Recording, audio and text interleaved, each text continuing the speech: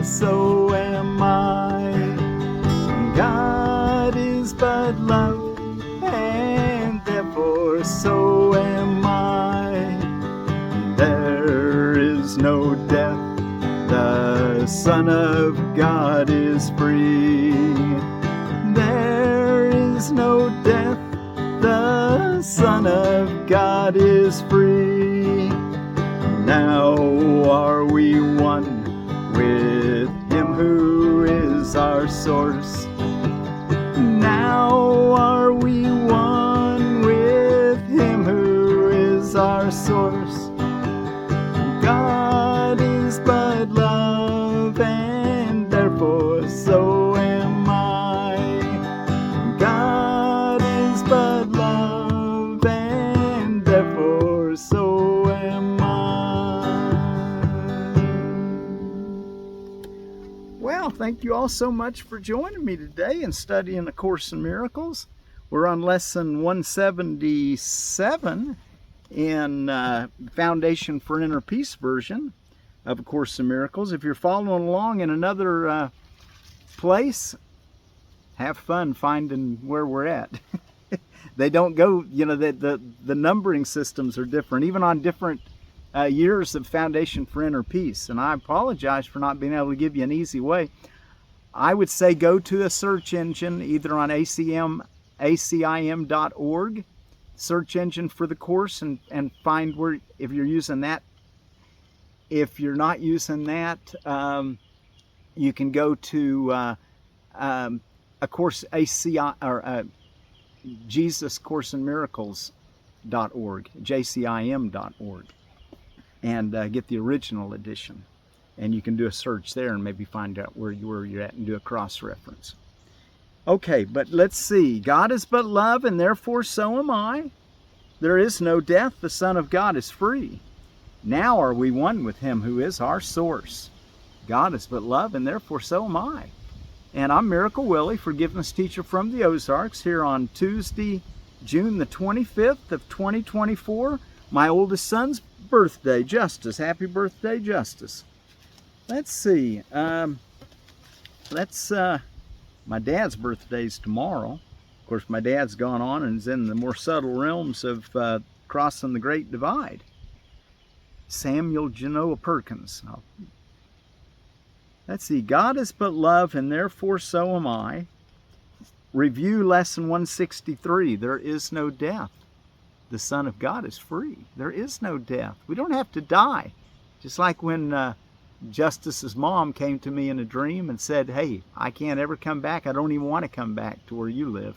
But you can come to where I'm at. The only thing you have to do is see every person, place, thing, and situation with beauty. Feel the beauty. Feel the beauty.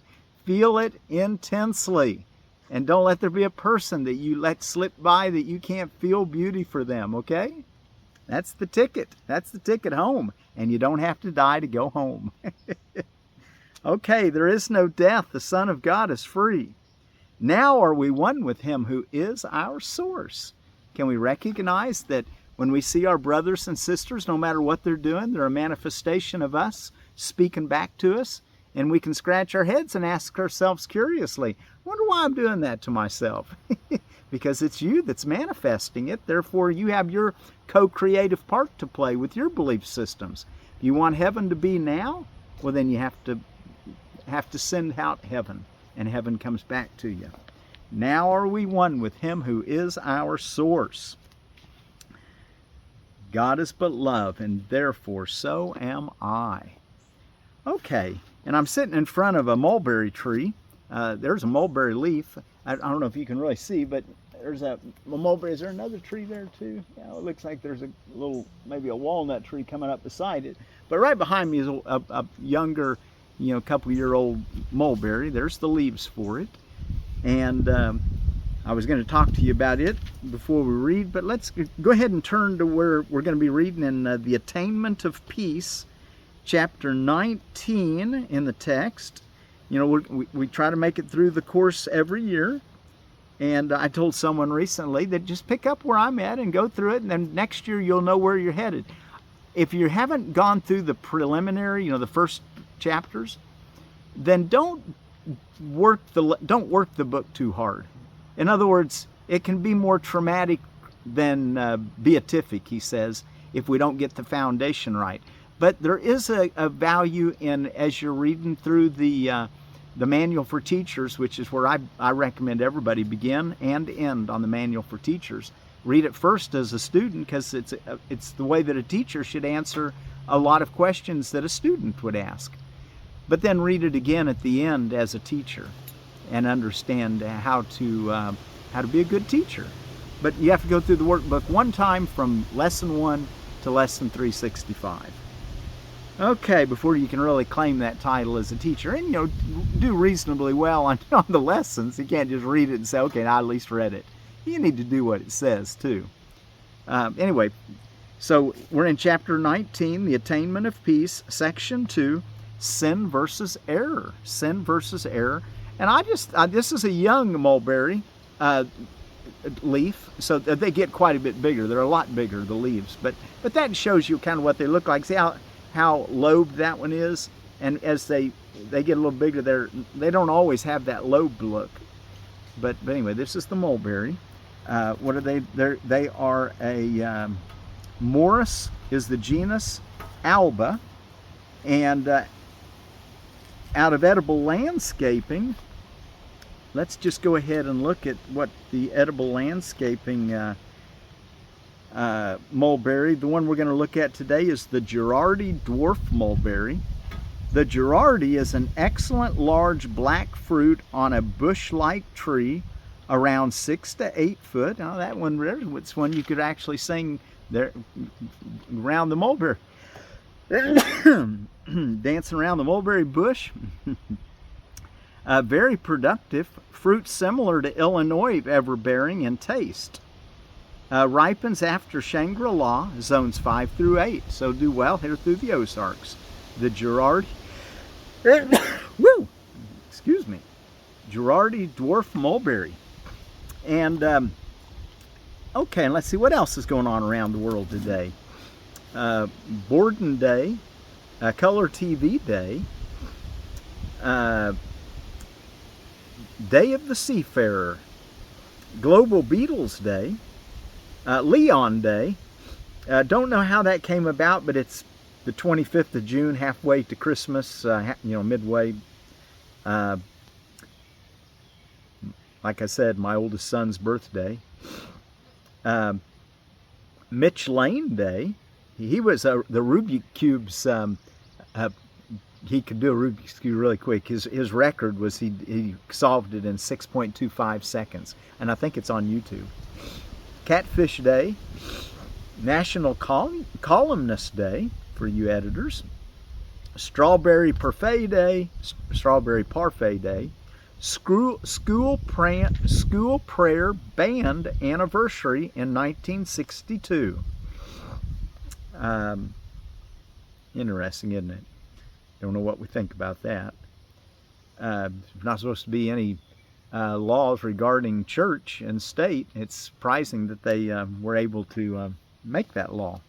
I suppose they justified it through public education or something. Virginia Statehood Day. It was made state in this day in 1788. And World Vitiligo Day, which is a skin disease.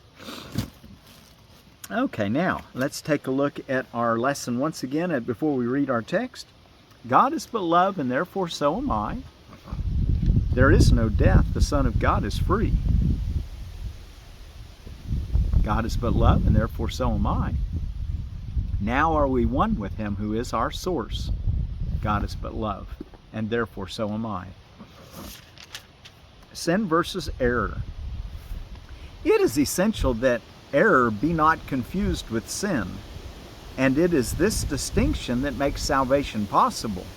For error can be corrected, and the wrong made right.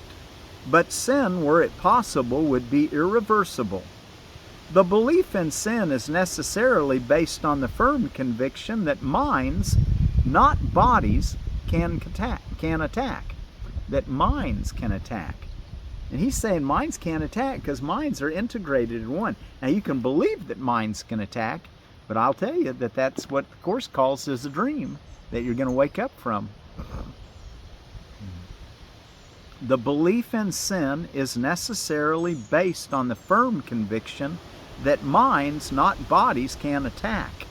And thus the mind is guilty and will forever so remain unless a mind not part of it can give it absolution. Sin calls for punishment as error for correction, and the belief that punishment is correction is clearly insane. Paragraph 2. Sin is not an error, for sin entails an arrogance which the idea of error lacks. To sin would be to violate reality and to succeed. Sin is the proclamation that attack is real and guilt is justified. It assumes the Son of God is guilty and has thus succeeded in losing his innocence and making himself what God created not. Thus is creation seen as not eternal, and the will of God open to opposition and defeat. Sin is the grand illusion underlying all the ego's grandiosity, for by it God himself is changed and rendered incomplete. The Son of God. The Son of God can be mistaken. Paragraph 3, the Son of God can be mistaken. He can deceive himself. He can even turn the power of his mind against himself. But he cannot sin. There is nothing he can do that would really change his reality in any way, nor make him really guilty. That is what sin would do, for such is its purpose. Yet for all the wild insanity inherent in the whole idea of sin, it is impossible. For the wages of sin is death. And how can the immortal die?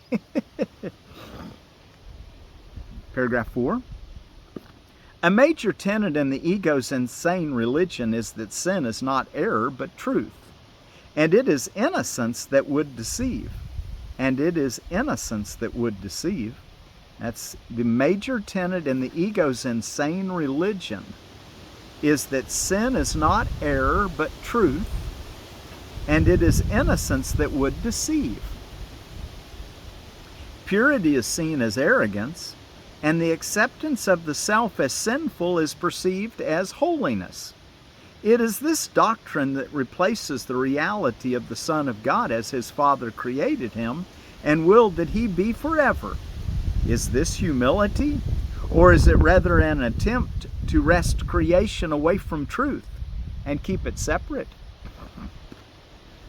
So, that's that upside down perspective that the ego pushes for, that, the whole problem with many modern day so-called Christian philosophies, a majority of them, is the starting point, is that we're separated from God, and that sin is real, and that we've sinned, and that we are evil because that we've done evil things, and that God has to turn his back on us because he's so holy and perfect that he can't stand sin. So he had to send a sacrifice, his dearly beloved Son. Well, that whole concept is based on the idea that we're separate from God. And that starting point's incorrect. Another idea that's closely related to it is that sin is real and that you have sinned. Again, on that paragraph 4, a major tenet in the ego's insane religion is that sin is not error but truth, and it is innocence that would deceive. Purity is seen as arrogance, and the acceptance of the self as sinful is perceived as holiness. And it is this doctrine that replaces the reality of the Son of God as his Father created him and willed that he be forever. Is this humility? Or is it rather an attempt to wrest creation away from truth and keep it separate? Paragraph 5. Any attempt to reinterpret sin as error is always indefensible to the ego. The ego doesn't want you to see that it's an error. It wants to say, no, that's sin. That you really are guilty, and death is the just requirement. Something has to give here. The idea of sin is wholly sacrosanct to its thought system and quite unapproachable except with reverence and awe. It is the most, in quotes, holy concept in the ego's system, lovely and powerful, wholly true, and necessarily protected with every defense at its disposal. For here lies its best defense, which all the others serve. Here is its armor, its protection, and the fundamental purpose of the special relationship in its interpretation.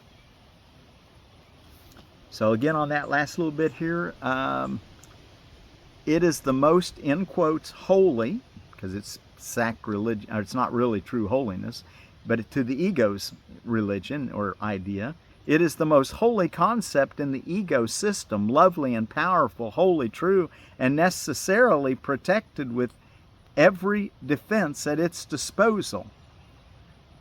For here, sin. For here lies its best, and that's also in quotes, defense, which all the others serve.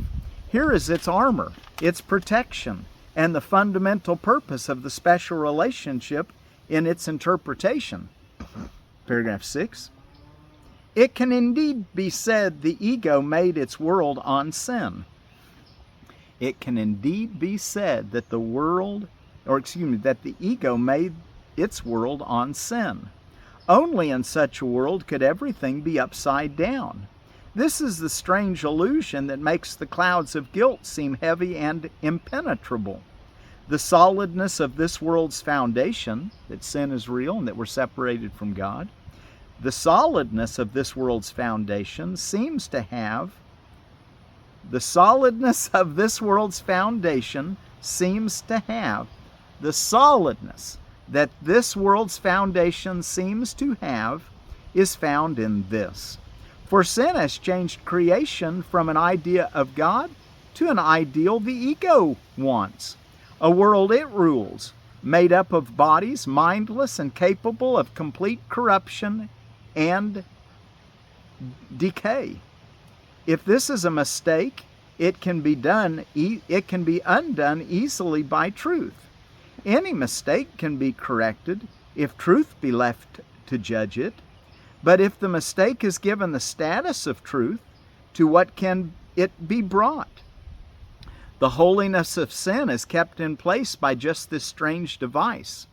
As truth is inviolate and everything is brought to it for judgment, as a mistake, it must be brought to truth.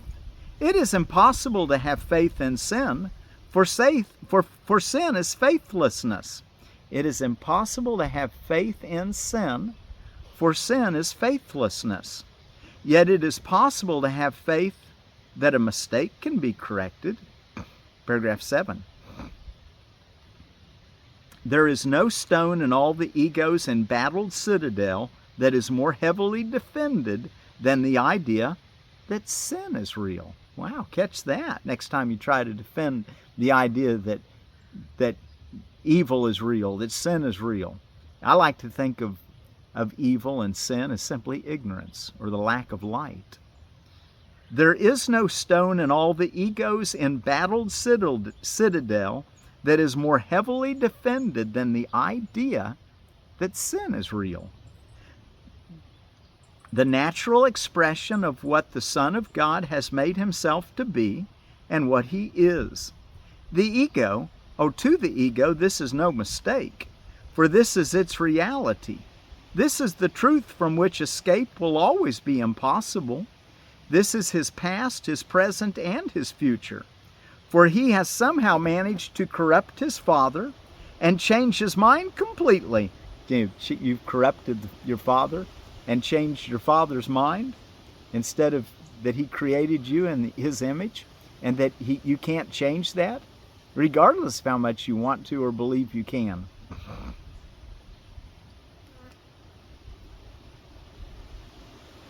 This is his past, his present, and his future, for he has somehow managed to corrupt his father and change his mind completely, more than the death of God, whom sin has killed. And this would be the ego's wish, which in its madness it believes it has accomplished. And the last paragraph to finish this section, 8. Would you not rather that all this be nothing more than a mistake, entirely correctable, and so easily escaped from, that its whole correction is like walking through a mist into the sun? For that is all it is. Perhaps you would be tempted to agree with the ego that it is far better to be sinful than mistaken. Yet think you carefully before you allow yourself to make this choice. Approach it not lightly, for it is the choice of hell or heaven. Again on that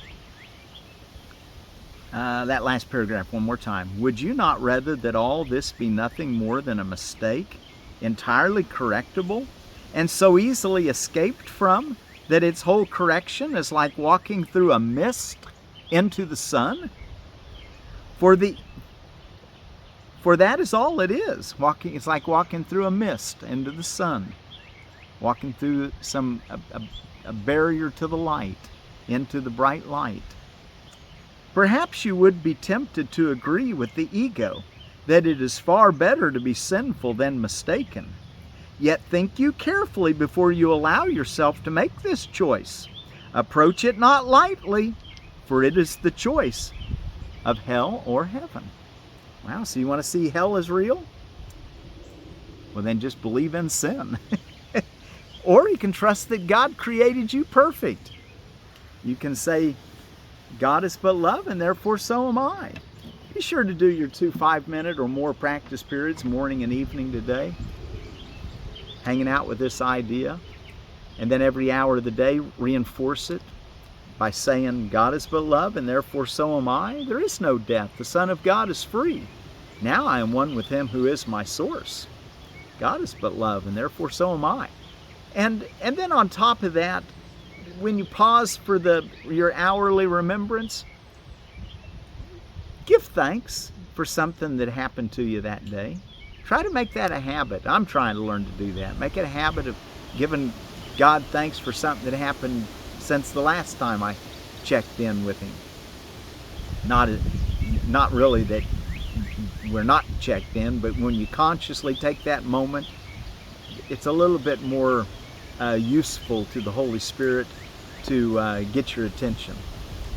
And then also, other than just giving thanks, be sure to ask for direction. Okay, well, let's see if we can do our song.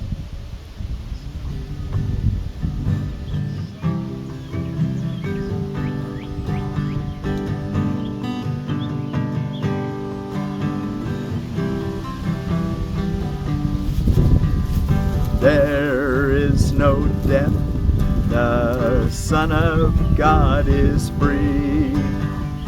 There is no death, the Son of God is free. God is but love, and therefore so am I. God is but love, and therefore so am I. Now are we one with Him who is our source. Now are we one with Him who is our source. God is but love, and therefore so am I. God is but love, and therefore so am I. There is no death, the Son of God is free. There is no death, the Son of God is free. God is but love, and therefore so am I. God is but love, and therefore so am I. Now are we one with Him who is our source. Now are we one with Him who is our source. There is no death, the Son of God is free. There is no death, the Son of God is free. Now are we one with Him who is our source. Now are we one with Him who is our source. God is but love, and therefore so am I. God is but love, and therefore so am I.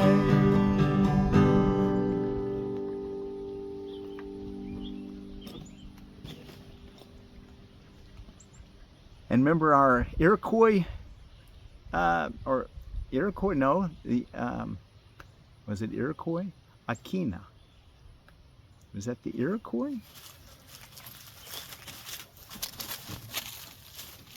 Aquene, a word for peace. God is but love, and therefore so am I.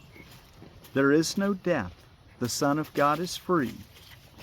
Now are we one with Him who is our source. Now are we one with Him who is our source. God is but love, and therefore so am I. Aquene.